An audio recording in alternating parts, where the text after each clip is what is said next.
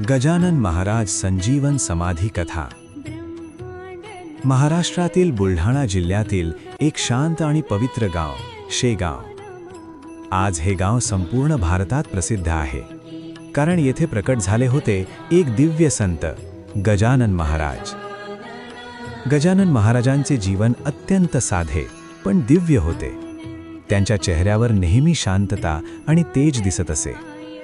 महाराज फारसे बोलत नसत, पण त्यांच्या उपस्थितीतच भक्तांना समाधान मिळत असे। महाराजांच्या ओठांवर नेहमी एक मंत्र असायचा, गण गण गणात बोते। हा मंत्र भक्तांच्या मनात श्रद्धा आणि भक्ती जागवणारा होता। महाराजांनी लोकांना नेहमी साधेपणाची, नम्रतेची आणि देवावर श्रद्धा ठेवण्याची शिकवण दिली। त्यांनी सांगितले की खरे सुख हे संपत्तीत नसून भक्तीत आणि सेवेत आहे। महाराजांच्या दर्शनासाठी दूरदूरून भक्त येत असत। कोणी आपल्या दुःखांसाठी उपाय मागायला येई, तर कोणी फक्त त्यांच्या चरणी बसून शांतता अनुभवायला येई। महाराज कोणालाही रिकाम्या हाताने पाठवत नसत। कधी आशीर्वाद देऊन तर कधी फक्त प्रेमाने बोलून ते भक्तांच्या मनातील दुःख दूर करत।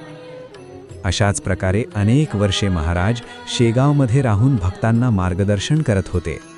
पण संतांना त्यांच्या जीवनातील प्रत्येक क्षणाची जाणीव असते। महाराजांनाही माहीत होते की त्यांच्या पृथ्वीवरील प्रवासाचा शेवट जवळ आला आहे। समाधी घेण्याच्या जवळपास 2 वर्षे आधीच महाराजांनी आपल्या भक्तांना याची पूर्वसूचना दिली होती। एक दिवस महाराज आपल्या भक्तांसोबत बसले होते, तेव्हा त्यांनी शांतपणे एका जागेकडे बोट दाखवत म्हटले, मी इथेच राहीन रे, इथेच। भक्तांना तेव्हा त्या शब्दांचा खरा अर्थ समजला नाही, पण महाराजांनी दाखवलेली ती जागा पुढे पवित्र समाधी स्थान बनणार होती। काळ पुढे सरकत होता। महाराजांचे भक्त त्यांची सेवा आणि दर्शन करत राहिले, आणि मग आला तो पवित्र दिवस। दिनांक होता 8 सप्टेंबर 1910, भाद्रपद शुक्ल ऋषीपंचमी। त्या सकाळी शेगावमध्ये वेगळेच वातावरण होते। मंदिरांच्या घंटा वाजत होत्या, भक्त भजन गात होते। सर्वत्र भक्ती आणि श्रद्धेची भावना होती। हजारो भक्त त्या दिवशी शेगावमध्ये जमले होते। महाराज अत्यंत शांत आणि प्रसन्न दिसत होते। त्यांच्या चेहऱ्यावर दिव्य तेज चमकत होते। भक्तांना जणू काही जाणवत होते की आज काहीतरी विशेष घडणार आहे। महाराजांनी आपल्या भक्तांकडे प्रेमाने पाहिले आणि मग त्यांनी शेवटचा उपदेश दिला। महाराज म्हणाले, नेहमी नामस्मरण करा, गण गण गणात बोते हा मंत्र जपत रहा। हे शब्द ऐकून अनेक भक्तांच्या डोळ्यात अश्रू आले। त्यानंतर महाराज हळूहळू त्या जागेकडे चालू लागले, ज्या जागेकडे त्यांनी 2 वर्षांपूर्वी बोट दाखवले होते। भक्त शांतपणे त्यांच्या मागे चालत होते।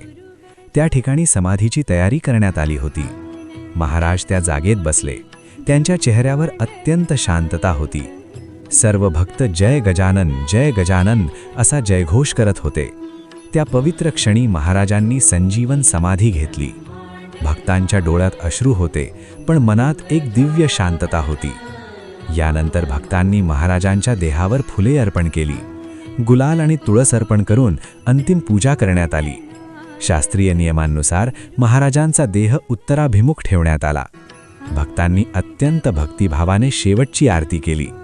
दीपांच्या प्रकाशात वातावरण पूर्णपणे भक्तिमय झाले होते। सर्व भक्त एकाच आवाजात जयघोष करत होते, जय गजानन महाराज। यानंतर समाधीची जागा मोठ्या शिलेने बंद करण्यात आली। तो क्षण अत्यंत भावनिक होता, पण भक्तांच्या मनात एक श्रद्धा होती। संत कधीही निघून जात नाहीत, ते सदैव आपल्या भक्तांच्या हृदयात जिवंत राहतात। आज त्या पवित्र ठिकाणी भव्य मंदिर उभे आहे। दरवर्षी लाखो भक्त शेगावमध्ये येतात गजानन महाराजांच्या समाधीचे दर्शन घेण्यासाठी।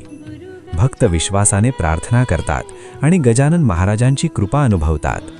आजही त्या मंदिरात गण गण गणात बोते हा मंत्र घुमत असतो, आणि प्रत्येक भक्ताच्या मनात एकच भावना असते, श्रद्धा, भक्ती आणि विश्वास।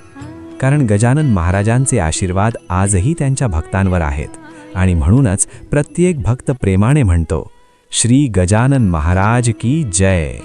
गण गण गणात बोते, गण गण गणात बोते। नमस्कार।